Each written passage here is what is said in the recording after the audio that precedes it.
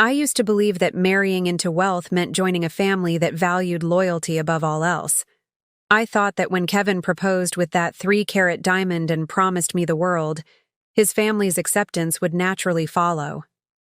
After all, the Harringtons had built their real estate empire on the concept of family legacy.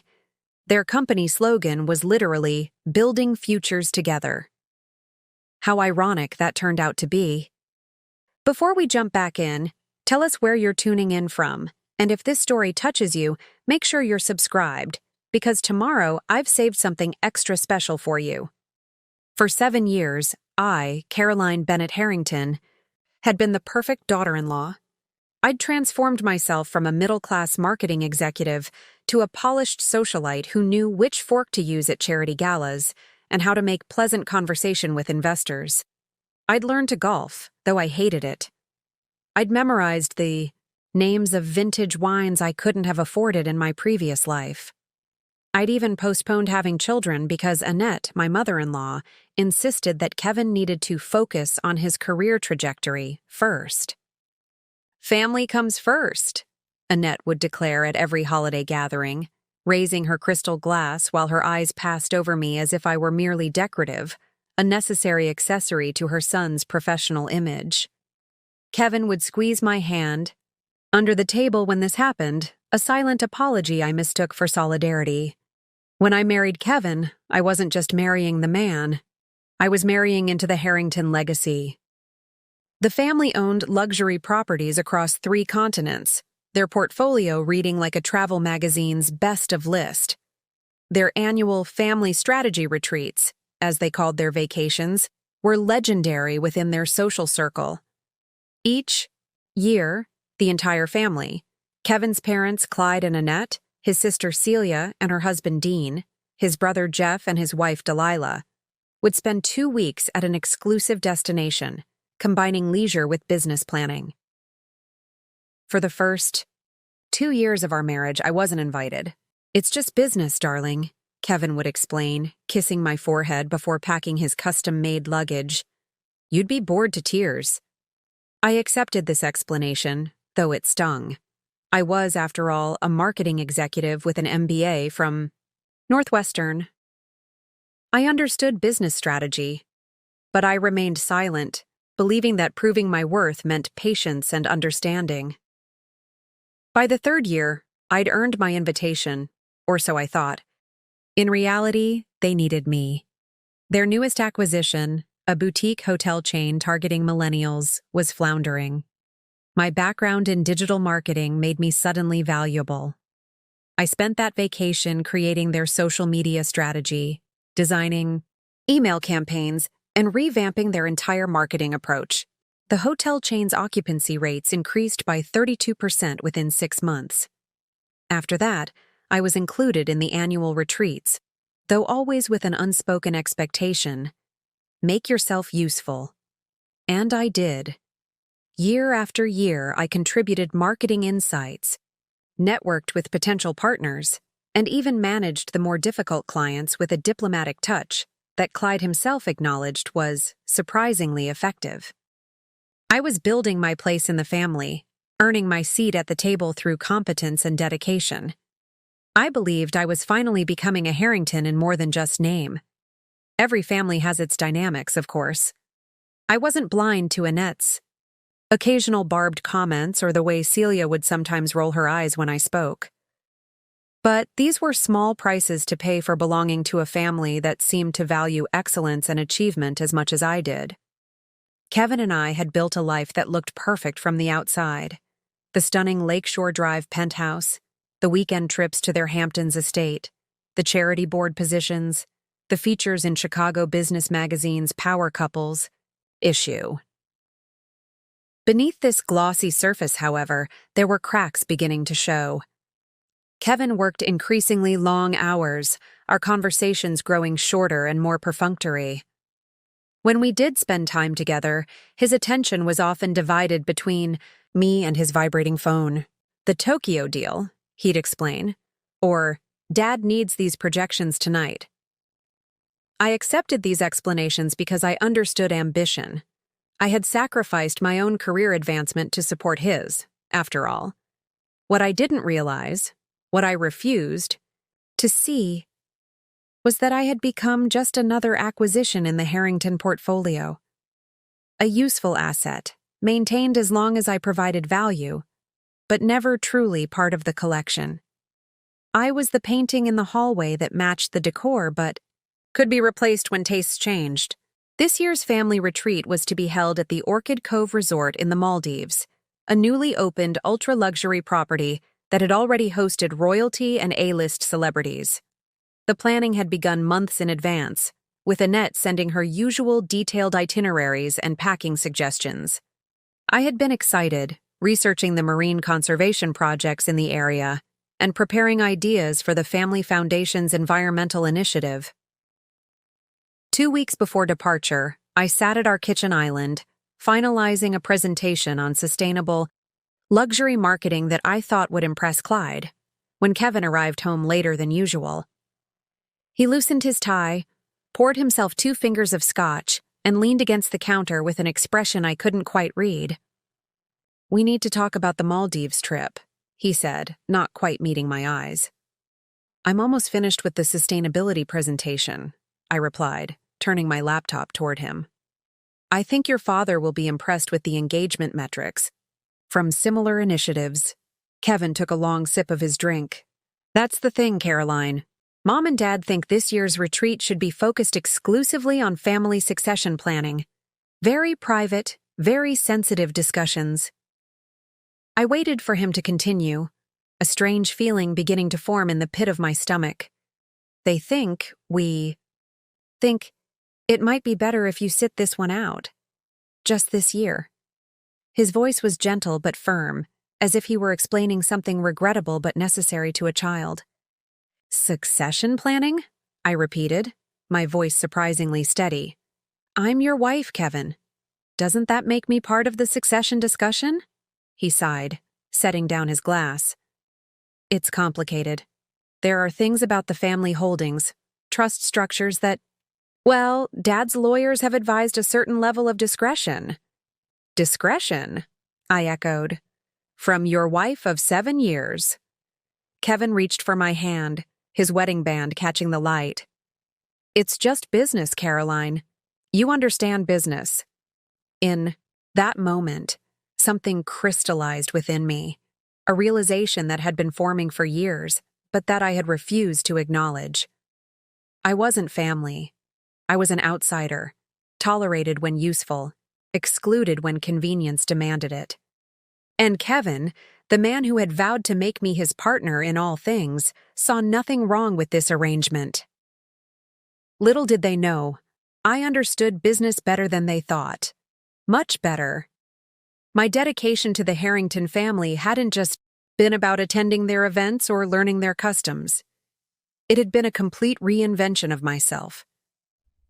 When I met Kevin at a charity gala in Chicago, I was Caroline Bennett, a rising star at Horizon Marketing with a reputation for innovative, digital campaigns. My colleagues used to joke that I could sell sunscreen in a snowstorm. I had my own apartment in Wicker Park, a close circle of college friends, and a 5-year plan that involved eventually starting my own boutique agency. Then came Kevin, with his confident smile and family legacy. Our courtship was a whirlwind of private jet weekends and champagne brunches. When he proposed after just 8 months, my friends expressed concern about the speed, but I was certain. This wasn't just about love, it was about potential, about building something extraordinary together. The sacrifices began small but multiplied quickly. First, it was moving from my beloved Wicker Park apartment to Kevin's Gold Coast penthouse. The commute to Horizon would be brutal from there, I had pointed out. "Why don't you take some time off?" Kevin had suggested. "You've been working so hard. Besides, Mom's charity foundation could use your marketing expertise." That time off stretched into resignation when Annette made it clear that no Harrington spouse maintained a separate career. "Divided loyalty leads to divided success," she'd explained over lunch at her country club, her diamond tennis bracelet catching the light as she patted my hand. Preparing and narrating this story took us a lot of time, So if you are enjoying it, subscribe to our channel. It means a lot to us. Now back to the story. The family business requires full commitment.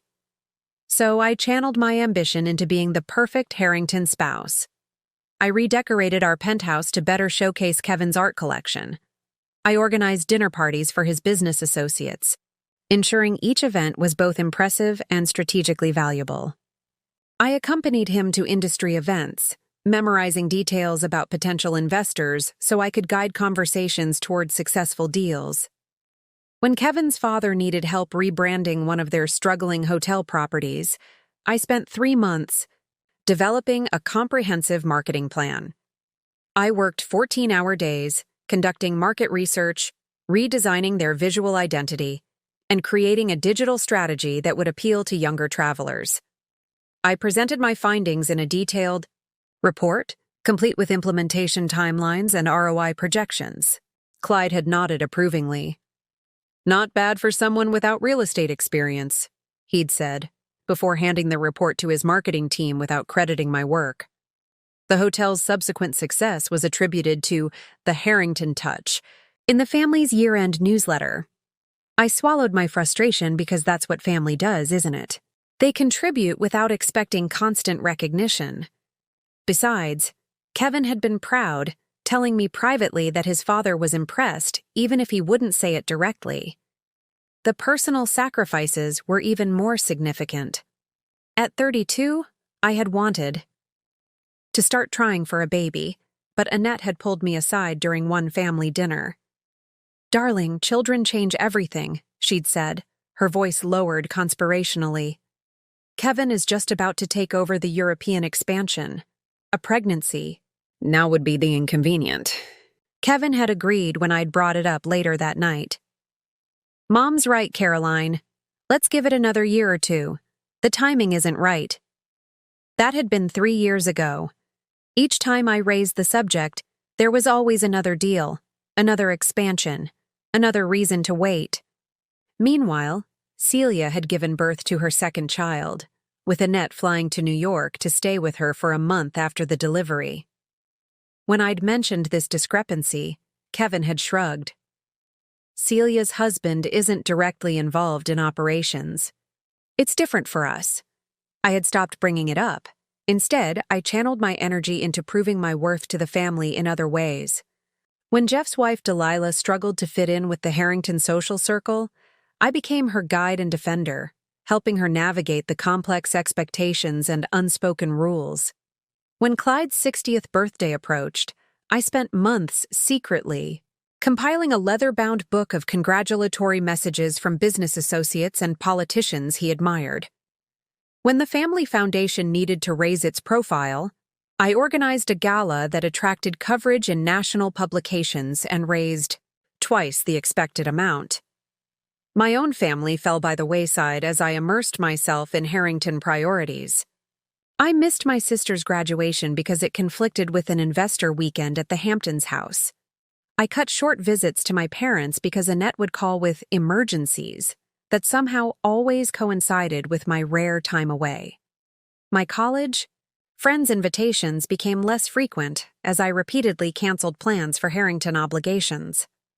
My father had noticed the change during his last visit to Chicago.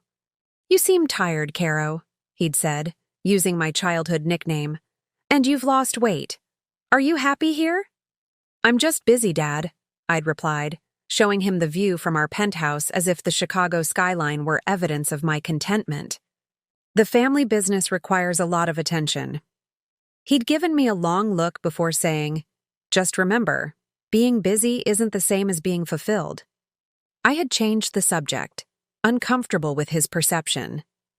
The truth was, I had been proud of my ability to adapt, to transform myself into someone the Harringtons could accept. Each sacrifice felt like an investment in our shared future. Each compromise seemed like a stepping stone toward true belonging. I had believed that eventually there would be a return on these investments: recognition, inclusion, genuine acceptance as a Harrington. 7 years of carefully calculated choices. 7 years of putting their needs before my own. 7 years of proving myself again and again. And now, with a single conversation about the Maldives trip, Kevin had made it clear, no amount of sacrifice would ever be enough. I would always be the outsider, useful but ultimately expendable. As I sat at our kitchen island, watching Kevin fidget with his empty Scotch glass, I realized that the person I had become, this polished, accommodating version of Caroline, was unrecognizable to the ambitious woman I had once been. I had given the Harringtons everything, even pieces of myself I hadn't known were negotiable, and what had I received in return? A beautiful penthouse that never quite felt like home, a husband who viewed our marriage as secondary to family strategy. And now, the final indignity. Exclusion from a family retreat because I wasn't family enough to be trusted with sensitive discussions. It's not like you'd enjoy it anyway, Kevin continued, reaching for the Scotch bottle to pour himself another drink. You know how intense these planning sessions get.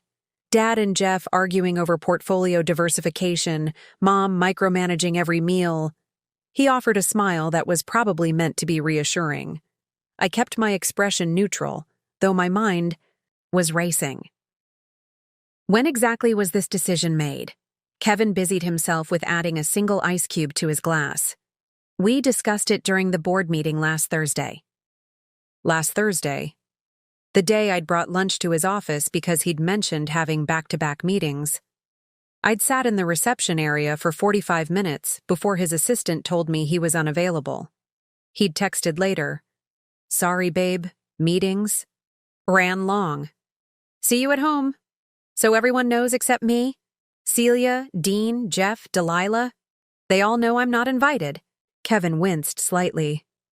"It's not a big deal, Caroline. You're making it sound like some sort of conspiracy." "What am I supposed to do while you're all in the Maldives for 2 weeks?" I asked, closing my laptop with more force than necessary. "Actually, that's the other thing," Kevin said, his tone brightening as if he were about to offer good news. "Mom suggested you could use the time to oversee the renovation at the Lake Forest property. The contractors have fallen behind schedule, and someone needs to be on site to make decisions." The Lake Forest property, the massive, century-old mansion the Harringtons had purchased last year as an investment, which needed extensive updates before it could be flipped. The property that sat empty and partially gutted, an hour's drive from Chicago, in an area where I knew no one. "You want me to house-sit a construction site while you're at a luxury resort?" Kevin frowned. "It's not house-sitting, Caroline. It's project management. You're good at that sort of thing. You've got an eye for detail. So, I'm good enough to supervise contractors, but not good enough to be included in family succession. Planning? That's not fair," Kevin said, his voice hardening slightly. "This is business." "It's family business," I countered. "And apparently I'm not family." Kevin set his glass down with a sharp click against the marble countertop. "You're being dramatic. It's one trip." "It's not about the trip, Kevin." He ran a hand through his perfectly styled hair, a gesture I once found endearing, but now recognized as a signal of his impatience. "What is it about, then? Please enlighten me." I wanted to tell him everything. How I felt perpetually on probation with his family. How I'd sacrificed my own ambitions to support his. How I'd postponed motherhood because his mother thought it inconvenient. But looking at him standing there, defensive and irritated rather than understanding, I knew he wouldn't hear me. "Not really." "Never mind," I said quietly. "When do you leave?" Relief washed over his features. He thought the storm had passed. "Next Friday. The jet leaves at 10 a.m. I nodded, already formulating questions he wouldn't expect. "Who's handling the Westbrook account while you're gone?" "Marley," he replied, referring to his new assistant. "She'll coordinate with the Singapore office." "And the Parker development deal?" "That should close before we leave, but if it doesn't, the lawyers will handle it." He seemed pleased by my apparent interest in business details rather than the personal slight. "What about the London property? Wasn't there some issue with the zoning permits?" Kevin waved a dismissive hand. Dad's taking care of it. Everything's under control, Caroline. The world won't stop turning just because we take 2 weeks away. No, the world wouldn't stop turning. But something had shifted in mine, a tectonic movement beneath the surface that Kevin couldn't feel. I think I'll go lie down, I said, sliding off the bar stool. I've got a headache. Kevin nodded absently, already reaching for his phone, which had begun to vibrate. It's Dad, he said, not bothering to look up as I left the room. I walked slowly to our bedroom, closing the door behind me. Instead of lying down, I went to the walk-in closet, a room larger than my entire first apartment, and sank down onto the plush ottoman in the center.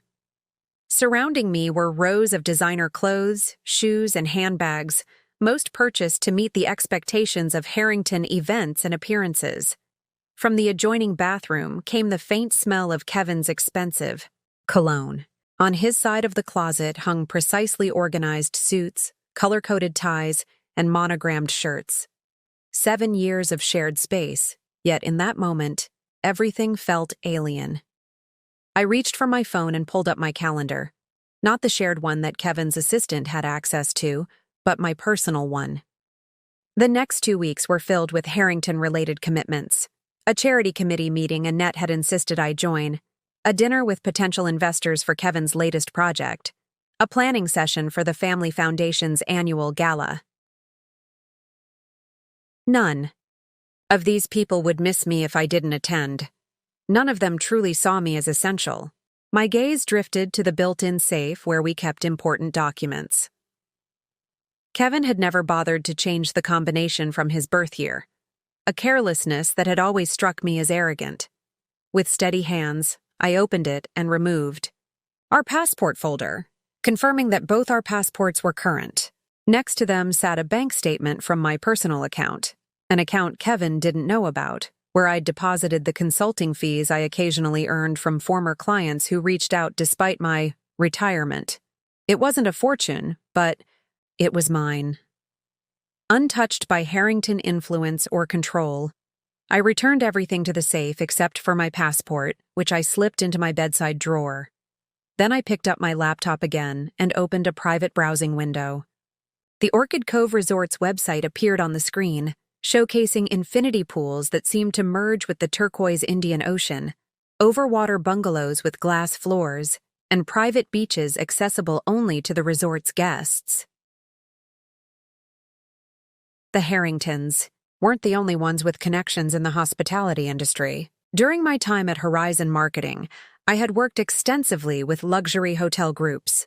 One of my former clients, Anna Lewis Weber, had gone on to become the VP of Acquisitions for Eclipse Luxury Properties, a competitor to the Harrington Hotel Group. Anna Lewis and I had stayed in touch over the years, meeting occasionally for lunch when she visited Chicago. She had reached out multiple times about potential positions with her company, positions I had politely declined out of loyalty to the Harrington family business.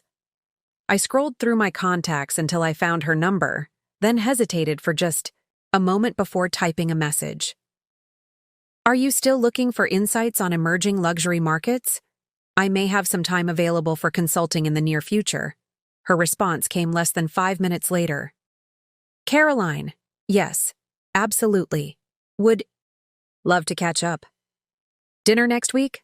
I confirmed a date, then set my phone aside, a plan beginning to form. Not a plan born of anger or immediate revenge, but something deeper, a reclaiming of the self I had gradually surrendered. From the living room, I could hear Kevin's voice, animated as he discussed business with his father. He hadn't come to check on me, hadn't noticed that my headache might be something more significant. For the first time in years, I felt truly clear-headed. That night, I barely slept. As Kevin snored softly beside me, I stared at the ceiling, replaying not just our conversation about the Maldives, but countless other moments from our marriage.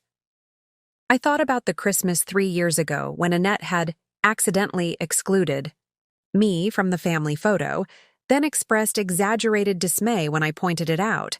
Oh dear, did we miss you? Well, we can't possibly redo it now. everyone's already dispersing.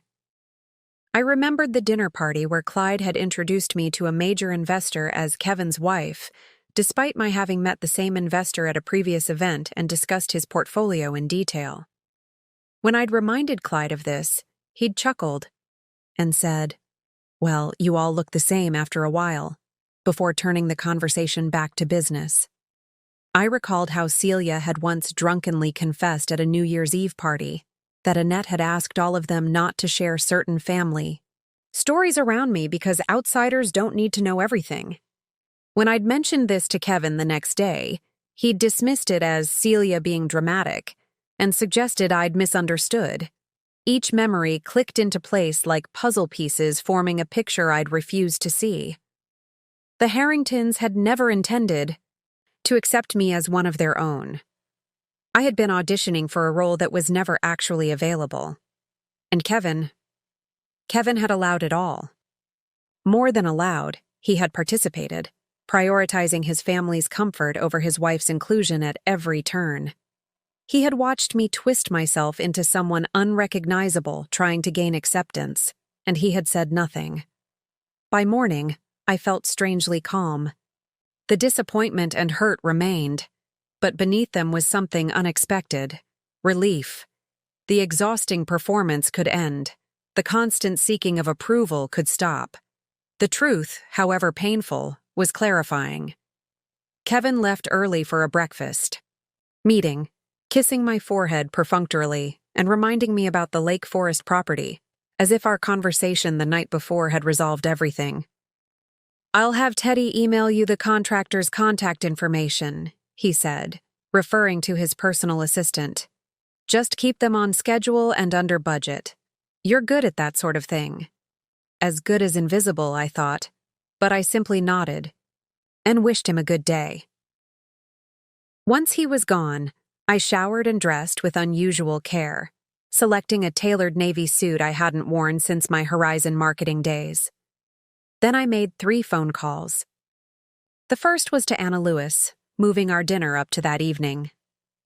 "Something's come up," I explained. "I may have more availability than I initially thought." The second was to my old friend Marissa, who had left Horizon to start her own financial advisory firm. We had drifted apart as my Harrington obligations consumed my time, but she answered on the second ring, her voice warm with surprise. "Caroline Bennett, to what do I owe this pleasure?" "I need some financial advice," I said. "Completely confidential." There was a slight pause before she answered, her tone shifting to professional concern. "Of course. When would you like to come in?" "Today, if possible." The third call was to a real estate attorney I had met through one of Annette's charity functions. Ironically, a woman Annette had dismissed as too aggressive after she'd pushed back on some of Clyde's assertions during a foundation board meeting. "Delilah recommended you highly," I lied, knowing the attorney wouldn't verify this with Kevin's sister-in-law. "I need to discuss some property matters, privately." By noon, I had meetings scheduled for the entire day, appointments that wouldn't appear on any calendar Kevin or his family could access. Before leaving the penthouse, I paused in front of the large framed photo from our wedding that hung in the entryway. Kevin and I stood surrounded by the Harrington family, everyone dressed impeccably, smiling for the camera.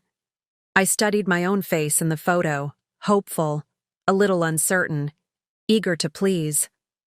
"I'm sorry," I whispered to that younger version of myself. "But I'm going to fix this." My meeting with Marissa was eye-opening. When I explained that I wanted a complete analysis of my personal financial situation, separate from the Harrington assets, she didn't ask why. She simply pulled up spreadsheets and asked pointed questions about my consulting income, personal, savings, and independent investments. "The trust fund from your grandmother," she said, scrolling through documents I had forgotten I'd shared with her years ago. "It matured when you turned 30, correct?" I nodded. It wasn't an enormous sum by Harrington standards, about $250,000, but I had never touched it, viewing it as emergency money. And it's still in the original investment portfolio? You haven't moved it? No, I admitted. Kevin suggested we leave it alone since the return was decent enough. Marissa gave me a look I couldn't quite interpret. Let's run some numbers, she said, turning to her computer. I think you might have more options than you realize. 2 hours later, I left her office with a clear understanding of my financial position and a strategy that made my heart race with equal parts fear and exhilaration. The meeting with the attorney, Diana Morris, was equally productive. She listened carefully as I outlined my concerns about separate property and asked incisive questions about prenuptial agreements and commingled assets. The Harringtons would have insisted on a prenup, she said, making notes on a legal pad. They did, I confirmed. It primarily protects the family business interests and inherited properties, but not necessarily new acquisitions, she said, tapping her pen thoughtfully. Especially if purchased through separate corporate entities with separate funds. By the time I met Anna Lewis for dinner at a small restaurant far from the usual Harrington haunts, I had the outline of a plan that would have been unthinkable just 24 hours earlier. Anna Lewis looked exactly as I remembered, sharp, stylish, with an intensity that had always made her excellent at her job. She hugged me warmly before we sat down. "I've missed you, Caroline," she said. "The corporate hospitality world isn't the same without your marketing genius." I smiled, genuinely touched. "I've missed it too, more than I realized." After we ordered, she leaned forward. "So, tell me what's prompted this sudden interest in consulting again. I was beginning to think the Harringtons had you under lock and key." The comment was playful, but it hit closer to home than she could know. I took a sip of water, choosing my next words carefully. "What can you tell me about the Orchid Cove Resort in the Maldives?" Her eyebrows rose slightly. "Interesting that you ask. It's one of the properties we've had our eye on. Relatively new, stunning location, exceptional design, currently owned by MHG Luxury Group. Are they interested in selling?" I asked. Anna Lewis tilted her head, studying me with newfound curiosity. "There have been rumors. Nothing official, but word in the industry is that they overextended on the initial investment and haven't seen the occupancy rates they projected." She paused. "Why do you ask?" I met her gaze directly. "What if I told you I want to make them an offer they can't refuse?" Anna Lewis sat back in her chair, her expression shifting from curiosity to careful assessment. "Caroline, buying a luxury resort isn't like picking up a vacation home. We're talking about an investment in the tens of millions." "I'm aware," I said, my voice steadier than I expected. "Are the Harringtons looking to expand their portfolio in the Maldives? Because if so, this is a conversation you should be having with—" "This isn't about the Harringtons," I interrupted, surprised by the firmness in my tone. "This would be my investment, mine alone." She studied me for a long moment before reaching for her wine glass. "Okay, let's say we're having a hypothetical conversation about you personally acquiring a luxury resort.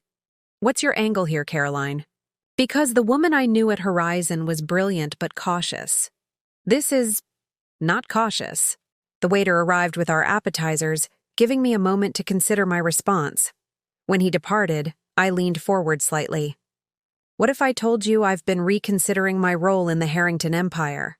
That I'm exploring opportunities that would be exclusively mine?" Anna Lewis nodded slowly. "I'd say it's about time." She took a bite of her tuna tartare, then added, "But I'd still question why you'd start with a property of this magnitude." I hesitated, weighing how much to reveal. Anna Lewis had always been straightforward with me, even when we were competitors. If I wanted her help, I needed to offer at least some truth. The Harrington family is planning their annual retreat at Orchid Cove, 2 weeks from now. Understanding flickered in her eyes. "And you want to—" "What? Surprise them by being the owner when they arrive?" Put so bluntly, it sounded absurd, childish even. But there was more to it than mere shock value.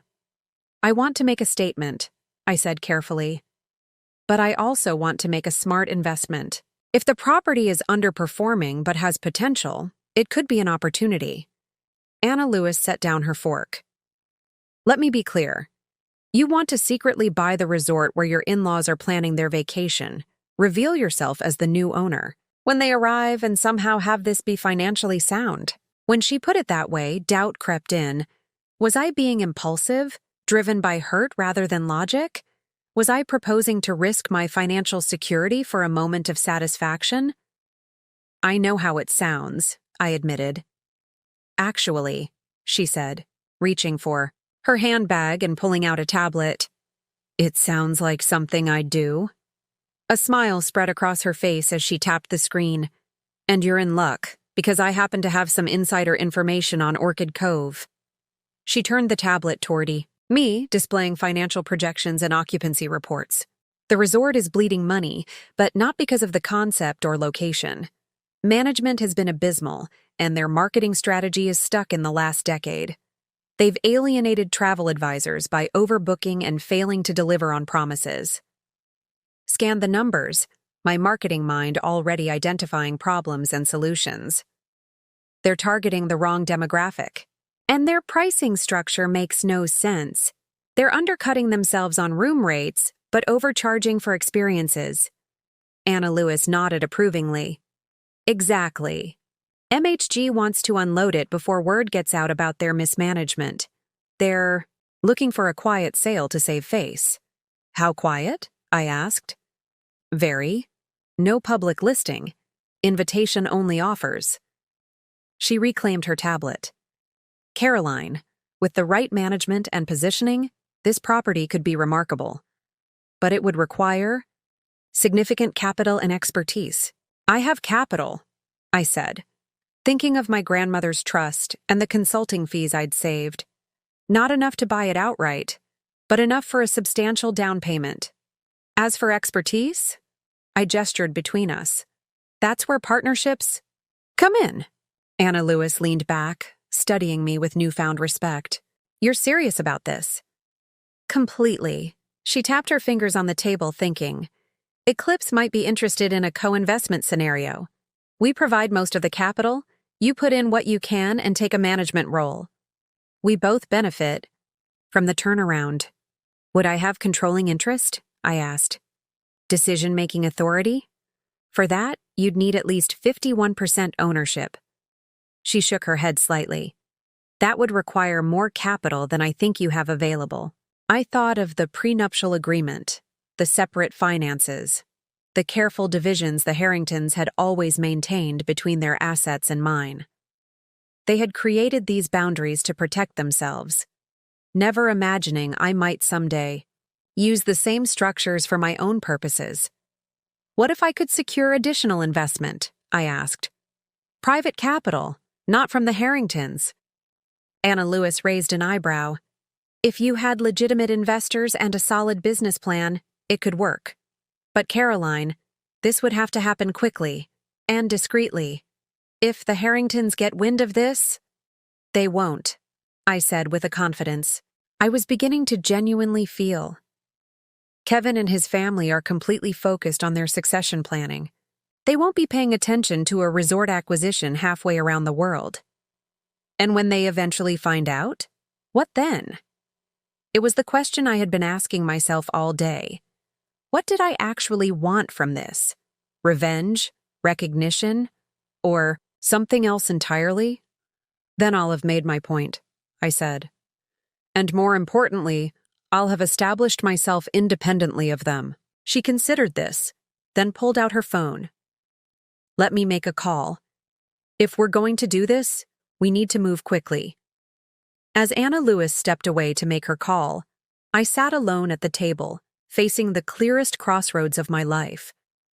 To my left lay the path I had been following for 7 years, continuing to accommodate the Harringtons, accepting my place on the periphery of their world, maintaining the appearance of a perfect marriage while my sense of self slowly eroded. To my right was a path of risk and uncertainty, but also of potential liberation. No more seeking approval that would never truly come. No more compromising my worth for conditional acceptance. When Anna Lewis returned, her expression was serious but excited. My contact at MHG is interested.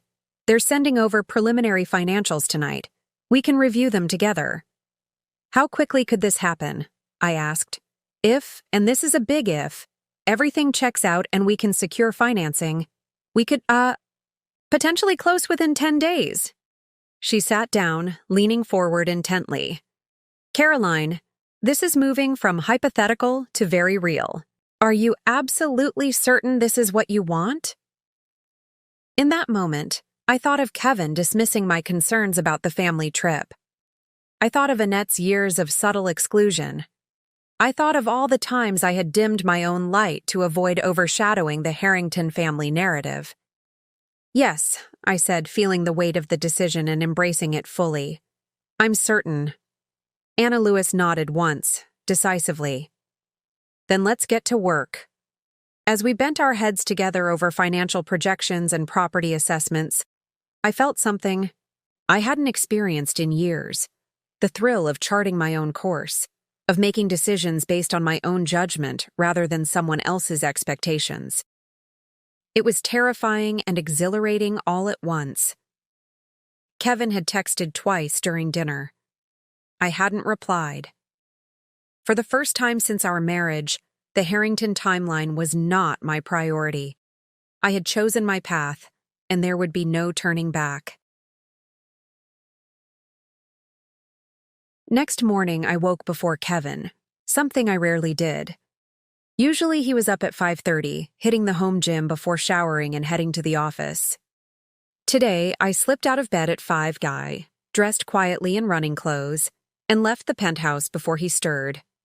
Instead of running, I took a car to a coffee shop several neighborhoods away, where I'd arranged to meet Anna Lewis and her financial team. By the time Kevin would be ordering his protein shake from our housekeeper, I was reviewing acquisition documents and signing non-disclosure agreements. The numbers are even more favorable than we initially thought, Anna Lewis said, sliding a folder across the table. MHG is motivated to sell quickly and quietly. They've lowered their asking price by 8% overnight. I reviewed the revised offer. Even with the reduction, the amount was staggering, far beyond what I could manage alone. How are we structuring the financing? James Chen, Eclipse's CFO, outlined a complex arrangement involving my assets as a down payment, Eclipse providing the majority of capital, and a small group of private investors covering the remainder. The resulting ownership would give me 51% controlling interest, with Eclipse holding 40% and the private investors splitting the remaining 9%. You'll be the majority owner on paper, James explained, with operational decision-making authority. Eclipse will provide back-end support and industry expertise. And the Harringtons won't see this coming, Anna Lewis added with a slight smile. We've created a holding company, Horizon Futures LLC, that will be the official purchaser. Your name won't appear in any public documents. I raised an eyebrow at the company name, a nod to my former employer, and perhaps a statement about my own horizon expanding beyond the Harrington limitations. How soon can we close? I asked. If the inspections check out and the financing comes through as planned, we could take ownership 3 days before the Harrington family is scheduled to arrive, James said, checking his calendar. It will be tight, but doable. I nodded, signing the preliminary agreement with a steady hand. Let's make it happen. When I returned to the penthouse, Kevin was in the kitchen, frowning at his phone. He looked up when I entered, surprise evident on his face. Where were you? I was worried. Running, I said simply, gesturing at my attire. Thought I'd try a new route this morning. His frown deepened slightly. You didn't answer my texts last night. Sorry about that. Dinner with an old colleague ran late, and I was exhausted when I got home. I poured myself a cup of coffee, keeping my movements casual. How was your day? Kevin launched into a detailed account of his meetings, seemingly satisfied by my explanation. As he talked, I made appropriate noises of interest while my mind calculated timelines and contingencies for the resort acquisition. Mom called this morning, he said, interrupting my thoughts. She wants to know if you can join her for lunch today to discuss the Lake Forest property. I took a slow sip of coffee, considering my response. The old Caroline would have immediately rearranged her schedule to accommodate Annette. The new Caroline had priorities of her own. I can't today, I said, my tone pleasant but firm. I have appointments. Kevin looked startled. What appointments? Personal ones, I replied, meeting his gaze steadily.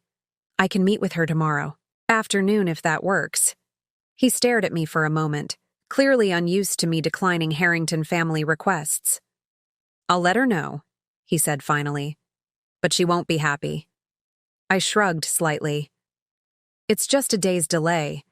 The renovations won't fall apart in 24 hours. Kevin's phone buzzed with an incoming call, saving him from having to respond. He glanced at the screen. It's Dad. I need to take this. He stepped out onto the balcony, already switching into business mode. Over the next 5 days, I executed my plan with meticulous care. While Kevin believed I was consulting on a short-term marketing project, a convenient explanation for my sudden busy schedule, I was actually orchestrating the acquisition of Orchid Cove Resort. I met with Annette about the Lake Forest property, listening attentively as she detailed her expectations for the renovation. The contractors need a firm hand, she instructed, sliding a folder of paint samples across the table. I've selected the appropriate colors for each room. No deviations, Caroline. The resale value depends on proper execution. Of course, I agreed, accepting the folder with a smile. I'll make sure everything is done exactly to your specifications. She seemed pleased with my acquiescence, patting my hand in that condescending way she had perfected. I knew we could count on you, dear. While we're having our little family retreat, you'll be making yourself useful. That's what matters, isn't it?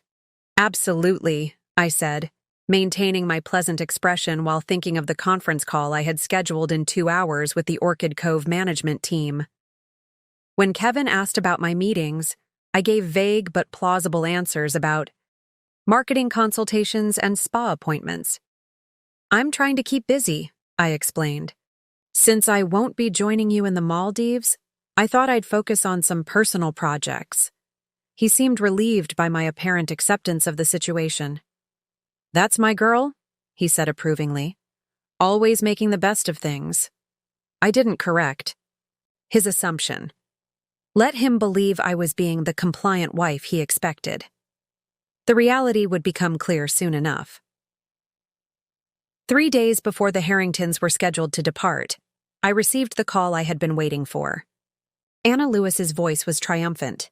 It's done. The final paperwork was signed an hour ago. Congratulations, Caroline. You're officially the majority owner of Orchid Cove Resort.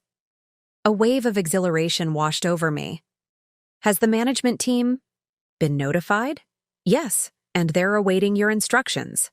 The current general manager has agreed to stay on through the transition. Excellent. And the Harrington reservation? Still confirmed for the Grand Overwater residence, as requested. The family has no idea about the change in ownership. I smiled, feeling a sense of power I hadn't experienced in years. Perfect. I have some specific instructions for their stay.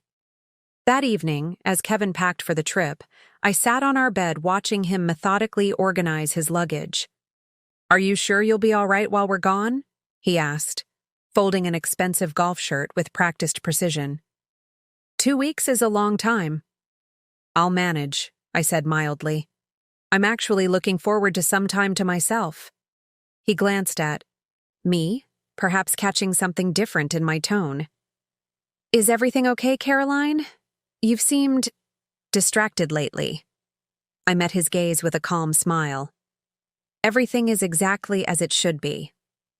Kevin studied me for a moment longer before returning to his packing, dismissing whatever concern had briefly surfaced. I've arranged for the contractors to check in with you daily about Lake Forest, and Teddy will email you updates about the business matters, just to keep you in the loop. That's thoughtful, I said, mentally calculating the time difference between Chicago and the Maldives. By the time they arrived at Orchid Cove, the wheels of my plan would already be in motion. As I watched my husband methodically prepare for a family vacation I had been excluded from, I felt strangely detached from the hurt that had initially driven my actions. This wasn't about revenge anymore. It was about reclaiming my own agency, about proving to myself, not to them, that I was capable of more than they had ever allowed me to be. Kevin closed his suitcase and turned to me. "I'll miss you," he said, sounding almost surprised by the admission. I smiled, but didn't say what he expected to hear. Instead, I replied, "The Maldives will be an experience you won't forget." And for once, I was certain I was right. The morning the Harringtons departed for the Maldives, I drove Kevin to the private airfield where the family jet waited. The entire clan was there, luggage being loaded by efficient staff while Clyde checked his watch impatiently. "Right on time," I said as we pulled up beside the other luxury vehicles. Kevin squeezed my hand before opening his door. "I'll call when we land." I nodded, remaining in the driver's seat as he retrieved his bags from the trunk. Through the windshield, I watched Annette's face light up at the sight of her son, then dim slightly when she spotted me in the car. She said something to Celia, who glanced my way with poorly concealed curiosity. Kevin returned to my window. "Sure you don't want to come say goodbye to everyone?" I smiled, knowing this would be the last time I played the role they'd assigned me. "I think it's best if I don't delay your departure. Have a wonderful trip." He leaned in for a quick kiss, then joined his family without looking back. I waited until they had all boarded before driving away, the image of the gleaming jet growing smaller in my rearview mirror. Instead of returning to the penthouse, I directed my car toward Lake Michigan, finding a quiet spot along the shoreline. The early summer breeze rippled across the water as I stepped out, leaning against the hood to absorb the moment of transition. For so long, I had measured my movements against Harrington expectations. Even my rebellion had been shaped by their actions. Now, as they soared toward the Indian Ocean, I felt the weight of their influence beginning to lift. The next steps would be truly mine. I pulled out my phone and called Anna Lewis. "They're on their way. Everything's prepared at Orchid Cove," she confirmed. "The staff has their instructions. Your suite is ready whenever you want to depart." "Book me on tonight's flight," I said, watching a sailboat tack against the wind. "It's time." After hanging up, I remained by the lake, allowing the magnitude of what I'd done to fully register. I had committed millions of dollars to an audacious plan. I had deceived my husband and his family. I had possibly jeopardized my marriage. Yet beneath the enormity of these actions was a surprising calm. For the first time in years, I was moving towards something of my own creation rather than accommodating someone else's vision. My phone buzzed, with a text from Kevin. "Boarding now. Love you." I didn't reply immediately. Instead, I scrolled through my photo gallery, finding a picture from early in our relationship. Kevin and me on a weekend trip to Michigan, his arm around my shoulders, both of us laughing at something now forgotten. We had looked happy, possibilities stretching before us like an open road. When had that road narrowed? When had his family's needs eclipsed our partnership? Or had it always been that way, and I had simply been too enamored to notice? I thought of the moment in our kitchen when he had told me I wasn't invited on the family vacation. The casualness of the exclusion had been more revealing than any dramatic confrontation could have been. In that moment, priorities had been clearly established, boundaries drawn. I had stepped over those boundaries now, irrevocably. Whatever happened at Orchid Cove, there would be no returning to the compliant role I had played for 7 years. Finally, I typed a response. "Safe travels. We'll talk when you arrive." Back at the penthouse, I packed methodically, selecting clothes appropriate for the tropical climate and my new role as resort owner. Into a separate bag went financial documents, the preliminary management plan I had developed with Anna Lewis, and dossiers on each member of the resort staff. As I moved through the spacious apartment, I was struck by how little of myself was reflected in its pristine design. The art had been selected by an interior designer Annette had recommended. The furniture arrangements optimized the space for entertaining Harrington business associates. Even the bedroom linens were in the precise shade of blue Kevin preferred. In the home office, I opened the bottom drawer of my desk and removed a leather portfolio I hadn't looked at in years. Inside were sketches and notes from my marketing days, campaign concepts, brand strategies, creative briefs. Work that had once energized and fulfilled me. One page in particular caught my eye, a hotel positioning concept I had developed but never pitched. Authentic luxury, the headline read, experiences that transform rather than merely impress. I smiled at the irony. Here I was, about to take control of a luxury resort using principles I had formulated years before the Harringtons had redirected my professional energy toward their interests. On impulse, I slipped the portfolio into my carry-on. These ideas might prove useful in reimagining Orchid Cove. My phone rang as I was doing a final check of my luggage. Annette's name flashed on the screen. "Hello?" I answered, keeping my tone neutral. "Caroline, dear, we've just stopped to refuel."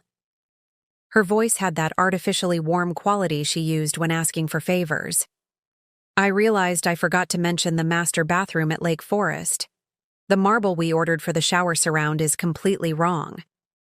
"Is it?" I murmured, already knowing where this was heading. "Absolutely unsuitable. It needs to be replaced immediately. I've taken the liberty of selecting an alternative from Carrara Designs. They'll be expecting your call tomorrow morning." Could picture her sitting in the luxurious jet, perhaps with a mimosa in hand, issuing instructions as if I were merely an extension of her will. "I'll make a note of it," I said, my composure unwavering. "Excellent. And one more thing. The landscape. Architect needs to be monitored closely. Last time he tried to substitute inferior plantings and thought I wouldn't notice." "Heaven forbid," I said, unable to resist a touch of sarcasm. If Annette detected it, she gave no indication. "Exactly. Well, I should go. Clyde needs my input on the seating arrangement for dinner. The hotel management seems quite accommodating, but one can never be too careful with these details." "Indeed," I agreed, imagining the surprise that awaited them. Enjoy your stay at Orchid Cove. Hours later, as my commercial flight soared over the Atlantic, I gazed out at the stars scattered across the night sky. The Harringtons would arrive at the resort approximately 18 hours before me, giving them just enough time to settle in before my appearance. Anna Lewis had offered to arrange a private jet, but I had declined. This journey was about stepping away from Harrington excess, about finding my own measure of success. Besides, I had specific instructions for how the family was to be greeted upon arrival. Attentions that would seem like exceptional service, but would actually be setting the stage for my revelation. A flight attendant stopped beside my seat. "Can I get you anything, Ms. Bennett?" I noticed she had used my maiden name, the name I had provided when booking the ticket. "Just water, thank you." As she moved away, I realized how natural it had felt to hear my original name, Caroline Bennett. The person I had been before becoming a Harrington appendage. The person I was reclaiming. Sleep eluded me as the plane crossed time zones. Instead, I reviewed my plans for Orchid Cove, refining management strategies and marketing concepts. By the time dawn broke outside my window, illuminating wisps of cloud with golden light, I had filled a notebook with ideas. I was no longer just reacting to the Harringtons' exclusion. I was creating something new, a vision that drew on my skills and instincts rather than conforming to someone else's expectations. For the first time in years, I felt fully awake. The Maldives appeared below the plane as a scatter of jewel-like atolls set in the vast turquoise expanse of the Indian Ocean. As we descended, I could make out the distinctive shape of Orchid Cove, a lush tropical island ringed by white sand, its overwater bungalows extending from the shore like the petals of a flower. My phone had been filling with messages during the flight. Most were from Kevin, their tone evolving from casual updates to mounting concern. Arrived at Orchid Cove. Even more beautiful than the pictures. The staff here is incredible. They knew all our preferences before we even mentioned them. Strange thing, they upgraded us to an even larger residence. Dad's thrilled. Caroline, where are you? I've been trying to reach you for hours. Getting worried. Just called the Lake Forest. Contractors. They said you canceled tomorrow's meeting. What's going on? Caroline, please call me. Mom's asking questions I can't answer. I hadn't replied to any of them, allowing uncertainty to build. It was a small taste of the feeling I had experienced at the airport when I realized I'd been excluded from their plans. A car was waiting for me when I landed, the driver holding a sign with Ms. Bennett written in elegant script. He took my luggage and led me to a sleek black SUV with tinted windows. "Welcome to the Maldives, Ms. Bennett," he said as we pulled away from the small airport. "The boat to Orchid Cove is standing by. Mr. Rahim, the general manager, will meet you on arrival." I nodded, gazing out at the scenery as we drove to the marina. The humidity wrapped around me like a warm blanket, so different from the Chicago summer I had left behind. The boat ride to the resort took 20 minutes, the craft slicing through crystal waters as flying fish scattered in our wake. As we approached the private dock, I could see a small welcoming committee assembled. The general manager in a crisp linen suit, flanked by several staff members. I had been explicit in my instructions, no announcement of my arrival, no changes to the Harringtons' schedule, and absolute discretion among the staff. As far as the family knew, they were still guests of MHG Luxury Group, enjoying an exclusive retreat at one of the world's most prestigious resorts. "Ms. Bennett," Mr. Rahim greeted me as I stepped onto the dock.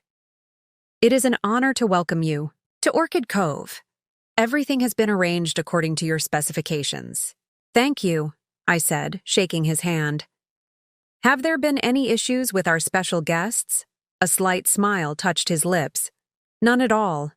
They are, as you predicted, quite demanding, but satisfied with the accommodations and service. Mr. Harrington, Sr. was particularly pleased with the vintage champagne awaiting their arrival. And their current location? The family is having lunch at Azure Restaurant. They have reserved the private dining pavilion over the water. Their meeting is scheduled to begin at 3 p.m. in the conference suite." I checked my watch. Just past noon. "Perfect. Please have my luggage taken to my suite. I'd like to freshen up before making my presence known." "Of course. Ms. Weber arrived yesterday and has been overseeing the transition. She's waiting for you in your residence." A golf cart transported me along winding paths through lush tropical gardens to the presidential suite, a sprawling complex of pavilions set on a secluded stretch of beach, offering complete privacy while commanding a view of the entire resort. Anna Lewis was on the terrace, working on her laptop with a glass of iced tea at her elbow. She looked up as I approached, breaking into a wide smile. "The conquering hero arrives," she said, standing to embrace me. "How was your flight?" "Long," I admitted, "but productive. I've refined the marketing strategy and have some ideas for the programming." "Always working," she said with approval. "Come on, let's get you settled. You have about 2 hours before you need to make your grand entrance." The suite was stunning, a masterpiece of tropical luxury with soaring ceilings, sliding glass walls that opened to the sea breeze, and a private, infinity pool that seemed to merge with the ocean beyond. Under different circumstances, I might have taken time to appreciate the beauty of my surroundings, but my mind was focused on the confrontation to come. After showering and changing into a simple but elegant white linen dress, I reviewed the latest status report Anna Lewis had prepared. "The resort's financials are actually better than we initially thought," she explained. "The problem was never the property itself, but the corporate management structure. Too many decision makers, not enough vision. That changes now, I said, scanning the occupancy figures. What about the staff retention issues? Already addressing them. The previous owners had been cutting corners on employee housing and benefits. I've authorized immediate improvements, which has boosted morale considerably. I nodded, pleased by her initiative. And the Harringtons? Any unusual requests? Anna Lewis smiled. Several. Annette had the staff rearrange the furniture in their residence twice. Clyde demanded a specific scotch that had to be flown in from mail. The brothers' wives requested different pillows within an hour of arrival. And how have the staff responded? With exceptional professionalism. Your instructions to provide impeccable service while documenting every special request have been followed to the letter.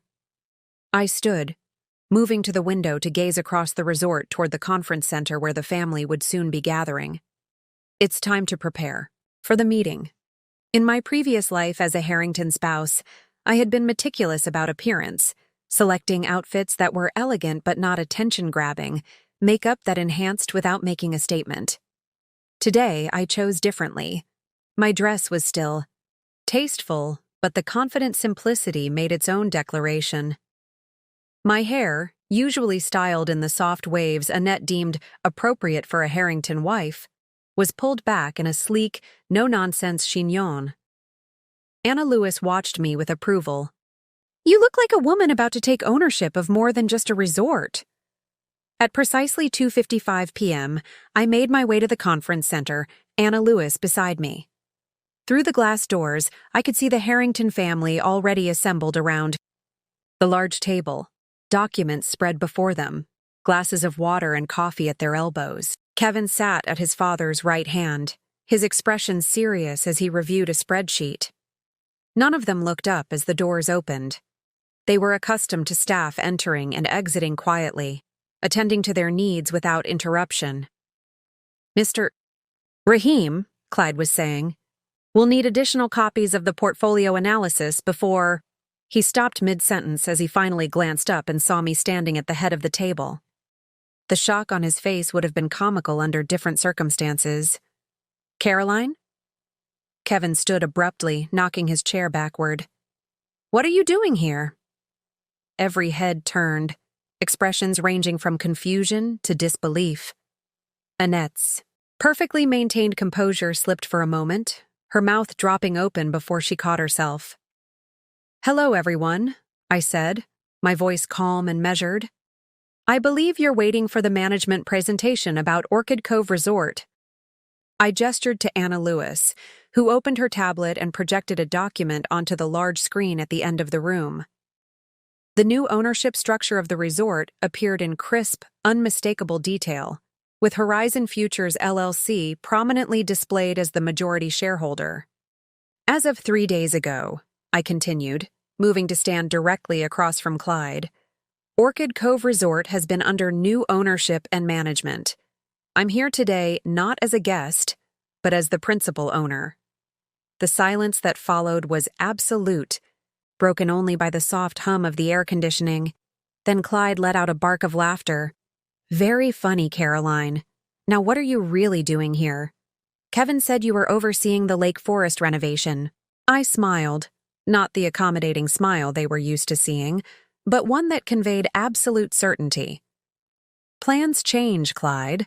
Sometimes people aren't where you expect them to be. Kevin recovered first, moving around the table toward me. Caroline, I don't understand. How are you even here? What is this about ownership? I maintained my position, refusing to step back as he approached. It's exactly what it sounds like, Kevin. I've acquired majority ownership of Orchid Cove Resort through my company, Horizon Futures. Annette let out a disbelieving laugh. That's ridiculous. You don't have that kind of money, dear. Actually, Anna Lewis interjected smoothly. Ms. Bennett secured financing through a combination of private capital and strategic partnerships. The acquisition was completed legally and efficiently. She handed glossy folders to each family member. Here's the complete overview of the new ownership structure and management vision. Clyde snatched his folder, flipping through it with growing agitation. This is some kind of joke, or a misunderstanding. I assure you, it's neither, I replied, my voice steady. If you'll turn to page 3, you'll see the formal transfer of ownership, signed and notarized. Jeff, who had been silent until now, whistled softly. She's not kidding, Dad. These are legitimate documents. Delilah and Celia exchanged glances, a mixture of shock and, was that respect, in their expressions. Dean simply stared, his coffee forgotten in his hand. Kevin's face had gone pale. Caroline, why would you do this? How could you keep something this massive from me? There it was, the question that opened the door to everything I needed to say. I met his gaze directly, letting him see the full truth in my eyes. How does it feel, Kevin, to be excluded from important decisions? To discover that plans were made without your knowledge or input? My voice remained calm, but each word carried the weight of 7 years of accumulated frustration. To find out you're not considered essential to the conversation? Understanding dawned on his face, followed quickly by defensiveness. This is about the vacation? You bought an entire resort because you weren't invited on our family retreat? No, I said firmly. I bought a resort because it was a sound investment opportunity. The timing of your visit is merely convenient. Annette had recovered her composure, her eyes narrowing as she studied me. This is highly inappropriate, Caroline. Whatever point you're trying to make. I'm not trying to make a point, Annette, I interrupted, something I had never done before. I'm establishing a business, one that will be managed according to my vision, not the Harrington template. Clyde slammed his hand on the table. This is outrageous. We've welcomed you into our family, given you every advantage, and this is how you repay us? With some childish power play? I had anticipated this reaction. The immediate recasting of my independence as betrayal, my business acumen as manipulation. It was the same framework they had always used to maintain control, to define the boundaries of acceptable behavior. Welcomed me? I repeated, allowing a hint of irony to color my tone. Is that what you call it? Because from where I stand, I've spent 7 years trying to earn a place at a table where there was never actually a seat for me. That's not fair, Kevin protested. Your family has always treated me as an accessory, Kevin. Useful when convenient, dispensable when not. I turned to address the entire group. But that's not why we're here today. We're here to discuss Orchid Cove Resort, which you are currently enjoying as guests. The strategic redirection worked. Clyde's business instincts couldn't resist engaging. With the tangible issue at hand. Guests? He repeated, his voice dangerously low. We've paid a fortune for this exclusive retreat, and we're honored to have you, I replied smoothly. Your reservation has been noted as a priority for our management team. In fact, we've upgraded your accommodations at no additional charge, as you've already discovered. The professional tone threw them off balance. They had expected emotional confrontation, not corporate courtesy. So what happens now? Jeff asked, the most practical of the brothers. Are you kicking us out? Of course not, I said, allowing myself a small smile. As I mentioned, you're valued guests. We simply wanted to introduce ourselves as the new management and address any concerns you might have about your stay. The mixture of confusion and disbelief on their faces was its own form of satisfaction. For years, they had defined me by their expectations, the compliant daughter-in-law, the useful marketing resource, the silent supporter. Now I was writing my own definition and they didn't know how to read it. Caroline, Kevin said, his voice lowered as he moved closer to me. Can we speak privately, please? I considered him for a moment. The man I had married, the man I had compromised myself for countless times, looked genuinely bewildered by my transformation. Part of me, a smaller part than I would have expected, felt a pang of sympathy. We can speak later, I said. Right now, I have a resort to run. I turned to address the group once more. Please continue with your meeting. The staff will be available for anything you need. Anna Lewis and I have other matters to attend to, but we'll join you for dinner this evening if you'd like. Without waiting for a response, I turned and walked toward the door, Anna Lewis falling into step beside me. I could feel their stares, burning into my back, could almost hear the thoughts racing through their minds as they tried to reconcile the Caroline they thought they knew with the woman now walking away from them. As the door closed behind us, Anna Lewis squeezed my arm. That, she said quietly, was magnificent. We made our way across the resort grounds, the tropical beauty surrounding us a stark contrast to the tension we had left behind. Staff members nodded respectfully as we passed, already adapting to the new ownership structure with professional ease. In my suite, I finally allowed myself to feel the full impact of what I had just done. My hands trembled slightly as I poured myself a glass of water, the adrenaline of the confrontation beginning to ebb. Are you okay? Anna Lewis asked, watching me carefully. I took a deep breath, considering the question honestly. Yes, I said, surprised by the certainty I felt. Better than I've been in years. They'll regroup, she warned. Clyde won't take this lying down. I know. I moved to the terrace, gazing out at the ocean stretching to the horizon. But for the first time, I'm not concerned about the Harrington response. I'm focused on my next steps. As if on cue, my phone began to vibrate with incoming calls and messages. Kevin's name flashed repeatedly on the screen, along with texts from Celia and, surprisingly, Delilah. I set the phone aside, making the conscious choice not to respond immediately. This moment wasn't about them. It was about me stepping fully into the space I had created for myself. Not in reaction to their exclusion, but as an affirmation of my own worth and capabilities. The Caroline who had driven Kevin to the private airfield just days ago would have been checking her phone anxiously, desperate to smooth things over, to explain herself, to seek approval even in her rebellion, that Caroline was gone. In her place stood a woman who had leveraged her skills, resources, and connections to create something entirely her own. A woman who had finally recognized that trying to earn a place in the Harrington family had come at the cost of her own identity. As the sun began its descent toward the horizon, painting the sky in shades of orange and pink, I felt a profound sense of liberation. I had broken free not just from the Harringtons' expectations, but from my own learned patterns of accommodation and compromise. Whatever came next, whether reconciliation or permanent separation from Kevin, whether business success or challenges, with the resort, I would face it on my own terms. For the first time in 7 years, I was exactly where I wanted to be. The fallout was immediate. Within an hour of our confrontation in the conference room, the Harrington family had scattered to process the news in their own ways. From my private office in the resort's management suite, I monitored their movements through discreet updates from staff. Clyde had commandeered the business center, making rapid-fire calls to lawyers and financial advisors back in Chicago. Annette had retreated to their residence, dispatching a steady stream of staff with increasingly elaborate requests, a transparent attempt to assert control in the only way available to her.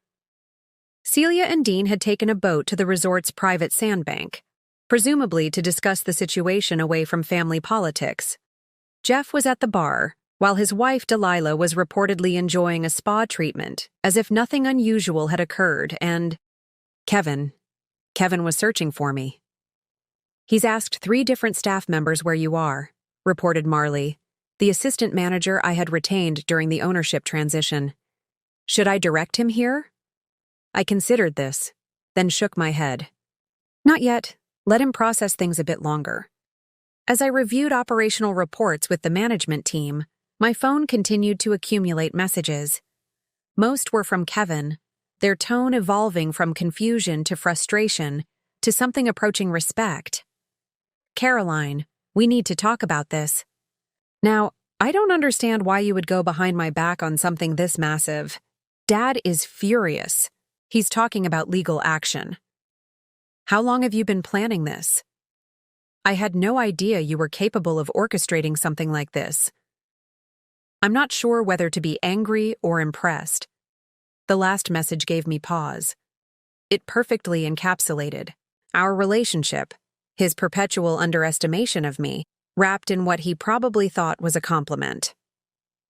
Around 5 p.m., an unexpected text appeared from Delilah. That was the most badass thing I've ever seen. Can we talk? Just us? Of all the Harrington spouses, Delilah had always seemed the most out of place. A former art gallery director who had never quite mastered Annette's brand of polished restraint. We'd been friendly but not close, both of us too busy navigating Harrington expectations to form a genuine connection. I sent her my location, curious about her perspective. 20 minutes later, she appeared at my office door, looking both nervous and excited. "So this is where the magic happens," she said, glancing around the elegant space. "Resort owner looks good on you, Caroline." "Thank you," I replied, genuinely, appreciative of her straightforward approach. "How's Jeff handling all this?" Delilah laughed, dropping into a chair opposite my desk. "Completely lost. The whole family is. You've disrupted the natural order of the Harrington universe." She leaned forward, lowering her voice conspiratorially. "Annette nearly had a stroke when she realized you weren't just on vacation but had actually bought the place. I've never seen her speechless before." Despite myself, I smiled. Not the reaction she expected from the Lake Forest project manager. "That's the thing," Delilah said, her expression turning more serious. "None of them expected this because none of them, not even Kevin, ever really saw you. They saw the role they assigned you." Her perception was surprisingly acute. "And you?" I asked. "Did you see me?" She considered this thoughtfully. "Glimpses. When you'd occasionally push back in foundation meetings. When you redesigned that failing hotel brand last year." She shrugged. "But I was too busy trying to survive Annette's constant disapproval to pay proper attention. That was my mistake." There was something refreshing about her honesty, so different from the careful positioning that typically characterized Harrington interactions. "Why are you here, Delilah?" I asked directly. "To witness history," she replied with a small smile, "and maybe to ask, how did you do it? How did you break free? Because I've been trying to figure that out for 4 years." Before I could answer, my phone rang, Clyde's number flashing on the screen. I let it go to voicemail, unsurprised by his attempt to regain control of the situation. "He's been calling everyone," Delilah confirmed. "Lawyers, business associates, even political connections. He's convinced you must have used inside information improperly or violated some obscure clause of the prenup." I remained unruffled. "My legal team reviewed everything thoroughly. The acquisition is completely legitimate and separate from any Harrington interests." Delilah's eyes widened. "You really did think of everything. But what happens now? With you and Kevin, I mean?" It was the question I had deliberately avoided answering for myself. What did I want from my marriage after this seismic shift? "That depends on Kevin," I said finally. "On whether he can see me as a partner rather than an accessory." Delilah nodded, thoughtfully. "For what it's worth, he looks more alive than I've seen him in years. Confused and angry, yes, but also awake." She stood to leave. "Whatever happens, you've changed the game. None of us will look at you the same way again." After she left, I stood at the window watching the sunset paint the ocean gold. The Harringtons had always believed they were the ones with power, to include or exclude, to value or dismiss.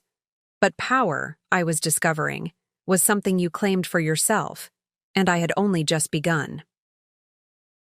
Dinner that evening was set for 8 p.m. in a private beach pavilion, neutral territory. For the inevitable confrontation, I arrived precisely on time, wearing a simple but elegant black dress that I had purchased in mail during a brief excursion while the Harringtons were settling in. It wasn't a designer label that Annette would recognize, but its quiet sophistication made its own statement. The family was already assembled, their usual seating arrangement disrupted by my presence. Clyde had naturally taken one end of the table, but the other, typically reserved for Annette, remained conspicuously empty, awaiting my arrival. Conversations hushed as I approached. I noted with interest that they had all changed for dinner, as if the familiar ritual of formal family meals might somehow restore normalcy to a situation that had spun beyond their control. "Good evening," I said, taking my place at the head of the table opposite Clyde. "I trust you've had time to settle in and explore the resort." The absurdity of this conventional greeting after the afternoon's revelations hung in the air. Kevin, seated to my right, studied my face with an intensity I hadn't seen from him in years. "Let's dispense with the pleasantries," Clyde said, his voice tight with controlled anger. "What exactly do you hope to accomplish with this stunt, Caroline?" I met his gaze steadily. "This isn't a stunt, Clyde. It's a business acquisition, one that makes both strategic and financial sense." "Using what money?" Annette interjected, her tone sharp. "You've never had access to those kinds of resources." "I've had my own assets," I replied calmly, "and excellent investment opportunities." I nodded to the resort staff, who began serving the first course, a delicate seafood appetizer featuring local lobster. "I recommend the paired wine. It's an exceptional vintage." The deliberate change of subject infuriated Clyde, whose face flushed deep red. "We're not here to discuss wine pairings. You've deliberately undermined this family retreat, and I want to know why." I took a small bite of my lobster, savoring it before responding.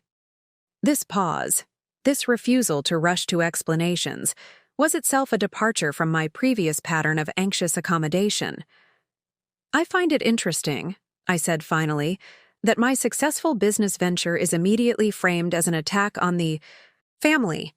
Would you characterize Jeff's recent acquisition of that tech startup the same way?" Jeff shifted uncomfortably in his seat. "That was different," he muttered. "How?" I asked directly. "Because it was your decision? Because it aligned with Harrington priorities? Or because it was done by a blood Harrington rather than a spouse?" Kevin placed his hand on mine, a gesture that would have once seemed affectionate but now felt like an attempt to contain me. "Caroline, you're being unfair.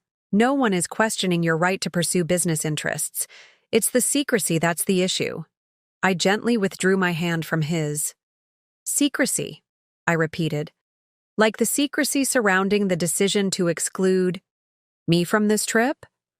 Or the secrecy of family meetings I was never invited to join?" A tense silence fell over the table, broken only by the soft sound of waves lapping at the shore beyond our pavilion. "So this is revenge," Clyde concluded, his voice hardening. "How disappointingly petty." "No, Clyde," I said, looking him directly in the eye. "This is independence. There's a difference." Dean, who had remained silent until now, cleared his throat. "I don't understand what your endgame is here, Caroline. You've made your point. Now what?" It was a fair question, one that cut through the emotional tension to the practical reality. I appreciated his directness. "My endgame, as you put it, is to run a successful resort, to apply my marketing expertise and business acumen to an enterprise. That's entirely my own." I gestured to our surroundings. "Orchid Cove has tremendous potential that the previous management failed to realize. I intend to change that." "And what about your marriage?" Annette asked bluntly. "What about your commitment to this family?"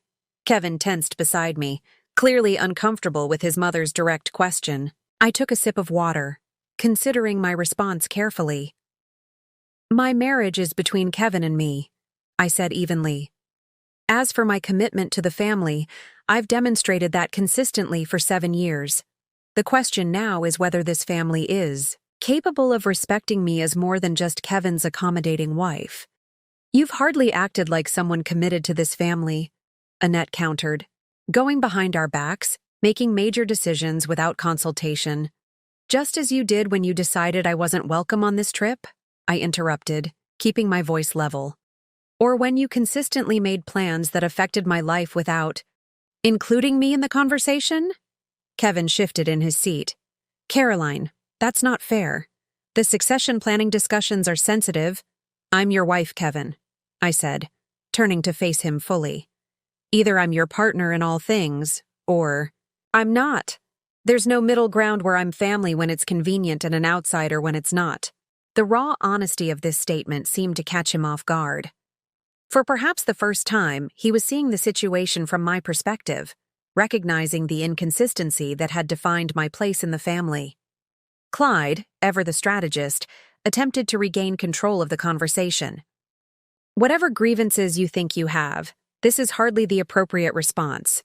You've put us in an impossible position. Actually, I said, I've put you in a luxury resort where you're receiving exceptional service. The only impossible position is the one you've created by assuming my actions are about you rather than about my own aspirations. As the main course arrived, perfectly grilled local fish with tropical vegetables, I watched the family exchange glances, their usual, unified front fracturing under the pressure of a situation they couldn't control. Kevin leaned closer, speaking quietly. We need to talk, privately. I nodded once. After dinner. The confrontation had only just begun, but already the dynamic had shifted. For the first time, I wasn't seeking their approval or acceptance. I was defining the terms of engagement. And in doing so, I had changed everything. After dinner, Kevin and I walked along the shoreline, the moonlight creating a silver path across the darkened water. Neither of us spoke immediately. The sound of gentle waves and distant music from the resort's main bar filled the silence between us. I keep trying to understand how we got here, Kevin finally said, his voice quieter than usual. How my wife secretly bought a resort without me having any idea what was happening. I stopped walking, turning to face the ocean rather than him. That's precisely the problem, Kevin. You had no idea what was happening with me because you weren't looking. You haven't really looked at me in years. He made a sound of frustration. That's not fair. We see each other every day. Seeing isn't the same as looking, I replied. When was the last time you asked what I wanted? Not what would be convenient for your family or your business, but what would fulfill me. Kevin ran a hand through his hair, a gesture I recognized from countless moments of discomfort throughout our marriage. I thought you were happy with our life. You never said otherwise. I tried, I said simply. Many times, in many ways. But your default was always to align with your family's expectations rather than to stand with me. He was silent for a long moment, absorbing this. When he spoke again, his tone had changed, become more reflective. The resort purchase, it's not just about making a point, is it? It's about having something that's truly yours. It was the first indication that he might actually understand. I nodded. I spent years trying to earn my place in your family by being useful, accommodating, supportive. But it was never enough, because I was always seen as an addition rather than an integral part. So yes, I created something that's mine. Something where my value isn't determined by how well I serve someone else's vision. Kevin took a step toward me, then hesitated. What does this mean for us, Caroline? For our marriage? It was the question I had been considering since the moment I decided to pursue the acquisition. Not what the Harringtons would think, not how they would react, but what I wanted for my own future. That depends, I said, finally turning to face him directly. Are you asking as Kevin Harrington, dutiful son and heir to the family business? Or as my husband, a man who can see me clearly and value me for myself? His expression reflected genuine conflict. I don't know how to separate those parts of myself. The Harrington legacy has always been central to who I am. I'm not asking you to abandon your legacy, I clarified. I'm asking if there's room in it for a wife who has ambitions and capabilities of her own. A wife who won't always prioritize Harrington interests above her own fulfillment. Kevin looked out at the darkened horizon, seemingly wrestling with concepts he had never been forced to consider. My parents' marriage has always followed a certain model. Dad's vision first, Mom's support making it possible. It's what I grew up with. And is it what you want? I pressed. A wife who exists, primarily to advance your agenda? Because if so, Kevin, that's not me. Not anymore. He turned back to me, his expression troubled. I don't know what I want anymore. Everything seemed so clear before we came here. Now. He gestured vaguely at the resort around us. Now I'm questioning assumptions I didn't even realize I had. Was an honest answer. More honest than I had expected. There was a vulnerability in his confusion that the confident, decisive Kevin Harrington rarely displayed. I've made a decision, I said quietly. I'm staying here at Orchid Cove for the foreseeable future. There's much to be done to realize the potential of this property, and I intend to be directly involved. His eyes widened. You're not coming back to Chicago? Not immediately, no. I've arranged for my things to be packed and shipped here. The penthouse is yours, of course. Caroline, you can't just— I can, I interrupted gently. And I have. This isn't an impulsive decision, Kevin. It's one I've thought through carefully. He stared at me, finally beginning to grasp the magnitude of the change. So you're leaving me? Is that what this is? I shook my head. I'm not filing for divorce, if that's what you're asking. But I am creating space to discover who I am outside of the role I've played in your life. What happens next is partly up to you. What does that mean? He asked, frustration edging back into his voice. It means you have a choice to make. You can continue to view me through the lens of Harrington expectations, or you can see me as I actually am, a woman with talents, ambitions, and needs of my own. I looked directly into his eyes. If you want a marriage based on partnership, rather than accommodation, you're going to have to recognize that I've changed. The question is whether you can change too.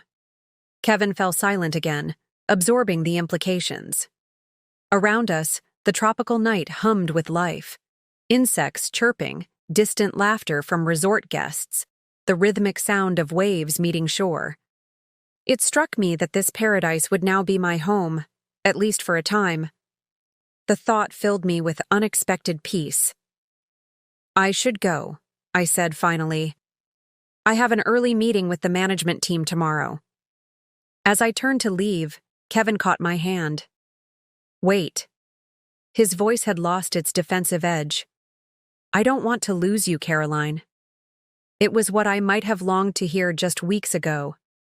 Now I recognized it as only a beginning, necessary but insufficient.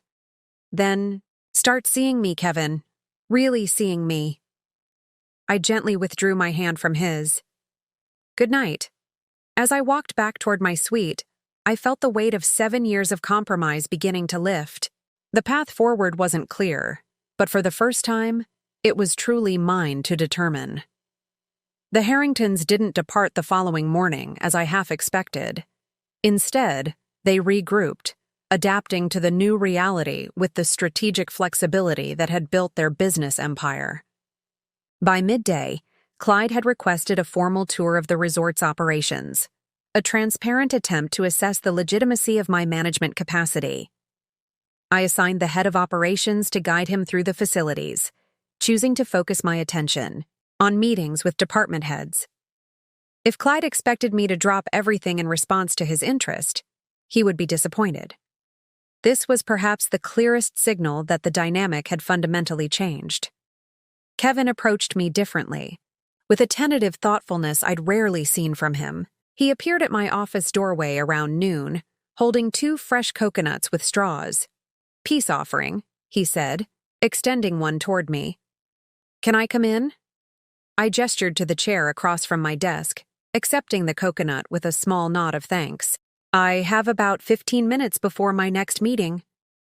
He glanced around the office, at the resort plans spread across my desk, the laptop open to financial projections, the notepad filled with my handwriting. For perhaps the first time, he was seeing me in a professional context that he hadn't created or controlled. "You seem at home here," he observed, an odd note in his voice. "I am," I replied simply. He took a sip from his coconut, gathering his thoughts. "I've been thinking about what you said last night, about not seeing you clearly." His eyes met mine, with unusual directness. "I think you might be right." It was an admission I hadn't expected. Kevin rarely acknowledged his shortcomings, particularly when it came to our relationship. "This morning," he continued, "I was talking with Delilah, of all people. She pointed out that in the 7 years we've been married, I've never asked about your career ambitions. Not really. I assumed your happiness would naturally align with supporting mine." I set down my coconut, surprised by this insight. "That's true. You haven't. What would you have said if I had asked?" His question seemed genuinely curious rather than defensive. I considered this carefully. "I would have told you that I didn't abandon my marketing career because I lost interest in it. I set it aside because I believed I was building something equally meaningful with you, a partnership." Kevin winced slightly. "And instead, you got a role," I finished for him. "A carefully defined position in the Harrington hierarchy with very specific expectations and limited room for growth." He didn't immediately deny this characterization, which itself represented a shift. "Dad wants to have dinner with us tonight. Just the three of us." I raised an eyebrow. "To discuss what exactly?" "A proposition." Kevin leaned forward slightly. "He's impressed, Caroline. Not that he'd admit it directly, but I can tell. The way you pulled this off, the financing, the discretion, the execution, it's the kind of strategic thinking he respects." "I'm not interested in Clyde's approval," I said firmly. "That's not what this is about." "I know that now," Kevin replied, surprising me again. "But hear him out, please, for me." I studied him, trying to gauge his sincerity. Was this simply another attempt to bring me back into the fold on Harrington terms? Or was there something more genuine in his request? "I'll consider it," I said finally. "Have his assistant coordinate with mine for the details." Kevin nodded, standing to leave. At the door, he paused. "You're extraordinary, you know that? I just never gave you the space to show it." Before I could respond, he was gone. The dinner with Clyde was set for 7 p.m. at Orchid Cove's most exclusive restaurant, an intimate space perched on stilts over the lagoon, with only 5 tables and a renowned chef. I arrived precisely on time to find Kevin and his father already seated, drinks in hand. "Caroline," Clyde greeted me, rising from his chair with unexpected courtesy. "Thank you for joining us." The formality was new, a tacit acknowledgement that I was no longer simply his son's wife, but someone to be addressed with professional respect. I accepted the subtle shift with a gracious nod. "Your resort is impressive," he continued as I took my seat. "The operational structure is more sophisticated than I expected." Coming from Clyde, this qualified as effusive praise. "Thank you.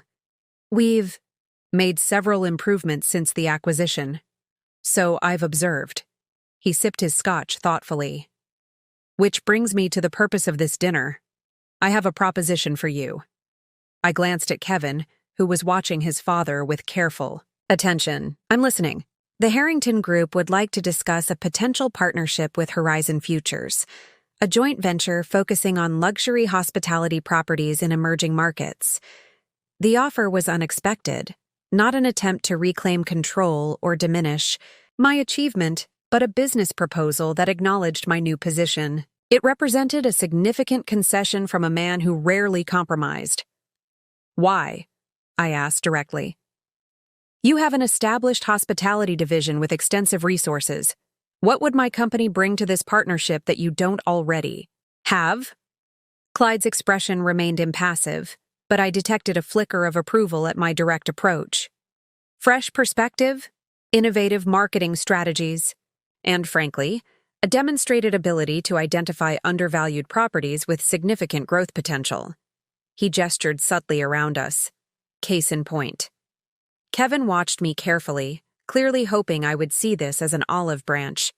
But I recognized it as something more complex, a strategic realignment in response to changed circumstances.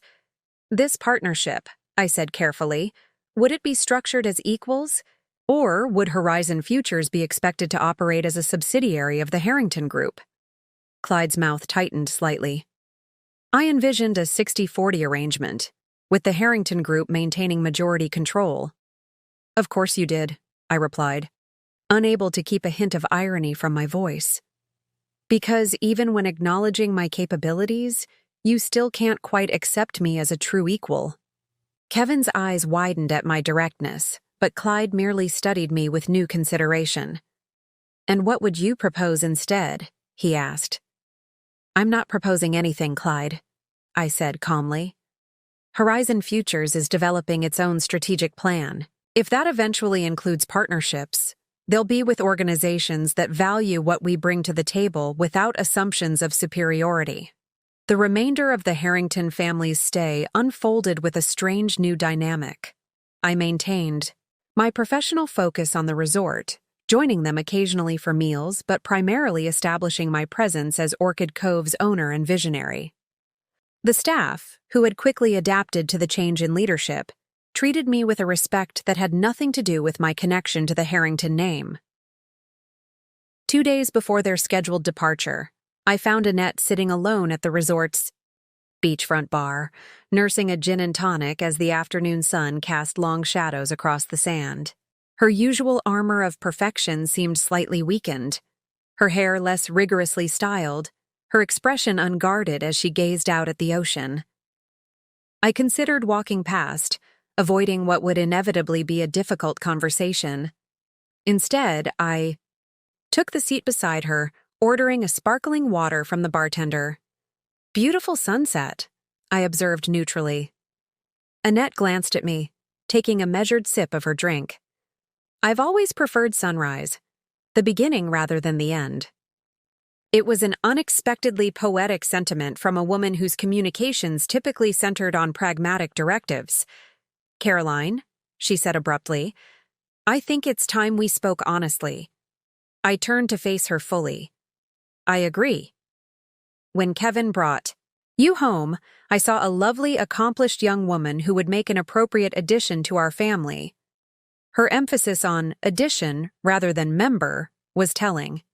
I assumed you understood the role you were accepting, that certain compromises were part of marrying into a family like ours. And by compromises, you mean subordinating my own ambitions and identity to Harrington priorities, I clarified. She didn't deny it. Every family has its structure, its hierarchy. Ours has been successful for generations because we maintain clear priorities. At what cost, Annette? I asked quietly. Look at Kevin. Look at his brothers. Are any of them truly fulfilled, or are they simply fulfilling the roles assigned to them? Her lips tightened. Fulfillment is a modern luxury. Duty and legacy are what built this family.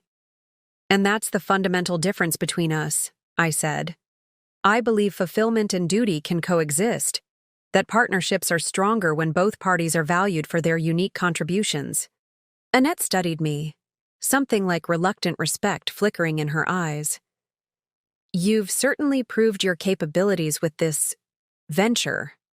She gestured at the resort around us. Though your methods leave much to be desired. My methods were shaped by years of having more appropriate approaches dismissed or ignored, I replied evenly. When conventional paths are blocked, resourceful people find alternatives. She finished her drink, signaling for another before turning back to me. What do you want, Caroline? Really? It was perhaps the first genuine question she had ever asked me. Not a test or a trap, but an actual inquiry into my desires. I want To be valued for who I am, not just for how well I serve Harrington interests, I said simply. I want my marriage to be a true partnership. I want space to pursue my own vision alongside Kevin's. And if those ambitions conflict with family priorities? Then we negotiate as equals. That's what real partnerships do. Annette received her fresh drink, taking a thoughtful sip. You know, in another life, we might have been allies rather than adversaries. We still could be, I suggested. But it would require you to see me differently, not as a threat to your control or an extension of your son, but as a person in my own right. She gave a small, humorless laugh. At my age, change doesn't come easily. Perhaps, I acknowledged. But is preserving the old pattern worth potentially losing Kevin? Because that's what's at stake here. For the first time, genuine emotion crossed her perfectly maintained facade.